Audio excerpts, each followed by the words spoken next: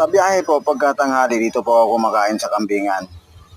At meron po silang putahe dito, may kilawin, may kaldereta, kambing, may adobong kambing, at may papaitan, may sabaw. Kaya araw-araw ako kumakain dito ng kambing.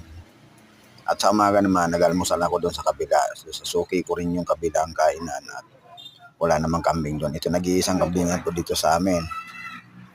Kaya dito po ako manananghalian ngayon. Ang orderan ko po ay kalderetang kambing. Kasi minsan lang din po sila magluto ng kalderetang kambing kasi meron akong adobo.